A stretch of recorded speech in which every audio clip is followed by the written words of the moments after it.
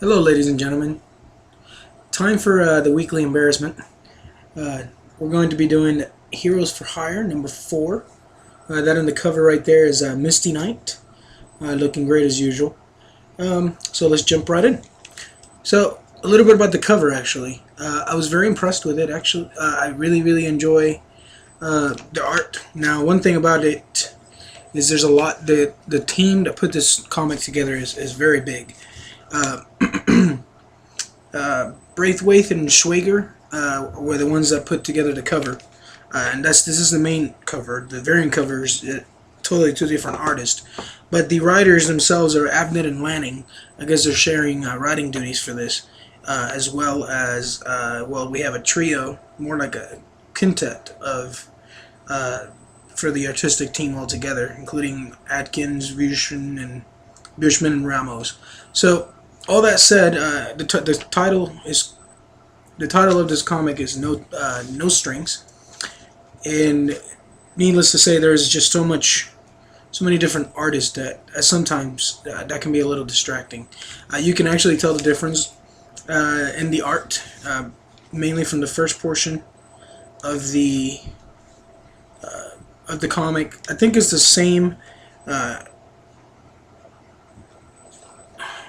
It is one of them is the same. It's the same penciler all the way through, but some of the others are different. Anyways, about the comic itself, I actually liked it. The one thing that was the good. Let's talk about the good. The good about the comic is that it was more story than fighting, which at this point is good. We needed a little bit more story. For those of us like me unfamiliar with Misty Knight's past, it was a good refresher. It was a good refresher for those that are familiar with it, and for people like me, it was a good explanation as to why, her connection with Daniel Rand and Iron Fist and all that. So that was really cool. I also liked the fact that they did explain what Puppet Master, what that was all about in detail. That can be both a good and a bad thing, but I think it was enough to make us understand that he is all about that. So that's good. The bad, because it is a story issue, I felt it slowed down the pace of the entire series. That is kind of a bad thing. It's in this case it serves both as a good and a bad, but I think a little bit more fighting would have been okay. I'm not saying that every issue has to be about fighting. But it just slowed down the pace. Now there was a bit of fighting in it, but you'll have to read it to see what I'm talking about, and maybe you'll agree or disagree with me. But as another reviewer has mentioned, yeah, there is obviously towards the end there's a lot of things that happen usually in comics that will affect that person's life, and it is the case here.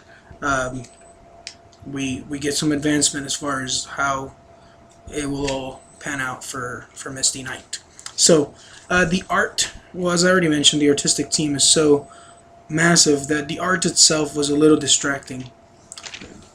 Just some panels were off, were a bit awkward. Some the little bit of fighting there was, it wasn't altogether bad. But some poses and angles of the characters was just weird, and I didn't care much for that. But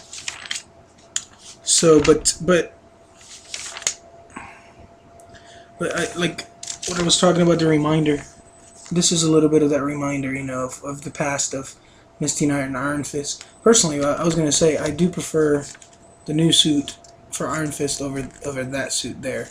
I don't like the green and gold. I prefer the white and gold, which I'm sure you guys have already seen, but I will show it off because it is so cool looking. So maybe this will give away a little bit too much, but hopefully not.